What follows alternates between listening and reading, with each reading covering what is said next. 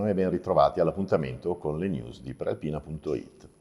Molesta una ragazza sul treno Varese-Laveno-Mombello, si azzuffa con un connazionale presente nello stesso vagone e sniffa cocaina, ma il pronto intervento di una guardia giurata e quello successivo dei carabinieri lo bloccano. È accaduto ieri sera. L'uomo, di nazionalità marocchina, è stato poi portato in caserma dai militari dell'Arma che sono saliti a bordo del treno alla stazione di Cittiglio dopo essere stati avvisati dal capotreno.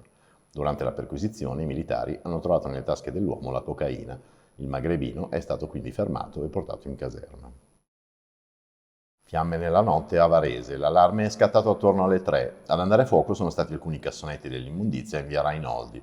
Si è attivata la polizia, sono intervenuti i vigili del fuoco e il rogo è stato domato. Le fiamme hanno attaccato per la precisione 2 cassonetti, uno della carta e uno del vetro, all'altezza del Civico 23. Da capire l'origine dell'innesco dell'incendio. Un episodio simile era già avvenuto nella stessa zona nel passato. Fra le deleghe che il sindaco Emanuele Antonelli, confermato alla guida di Busto Arsizio per i prossimi 5 anni, ha voluto tenere per sé, c'è quella dell'ospedale unico Busto Gallarate. Il progetto nacque proprio all'inizio del primo mandato, nell'estate 2016, e l'allora presidente della regione Lombardia, Roberto Maroni, avviò l'iter l'8 settembre. Fino ad oggi, però, dopo il passaggio alla giunta regionale Fontana, pochi i progressi nell'iter. Adesso Antonelli, incalzato da più parti su questo tema in campagna elettorale, pare voler dare una svolta alla vicenda. Busto ha compiuto tutti i passi che le spettavano, mancano ora la provincia di Varese e Gallarate, ha detto presentando la sua nuova giunta. Nel prossimo Consiglio provinciale provvederemo in novembre. Poi Regione non avrà più scuse. Professionalità, passione e dedizione per il proprio lavoro e una grande resilienza.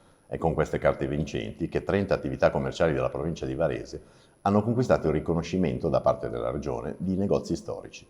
Ora chiedono più attenzione. A farsi portavoce delle loro istanze è il presidente di Uniascom, Rudy Collini.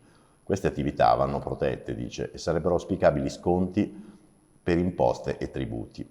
Una proposta che raccoglie ampi consensi. L'appello va alle amministrazioni comunali per l'apertura di un dialogo che porti a valutare la proposta. Ampi servizi sulle edizioni cartacea e digitale della Prealpina di oggi, sabato 23 ottobre. Chiusura dedicata allo sport, ginnastica artistica, capolavoro mondiale di Nicola Bartolini. Il talento in forza alla Propatria Bustese ha conquistato oggi la medaglia d'oro ai campionati iridati di ginnastica artistica nella specialità corpo libero. In Giappone, il 25enne originario di Quartu Sant'Elena si è imposto eseguendo un esercizio con pochissime sbavature, che gli valso il notevole punteggio di 14,800. L'exploit arriva 24 anni dopo il titolo mondiale ottenuto da Yuri Keki a Losanna.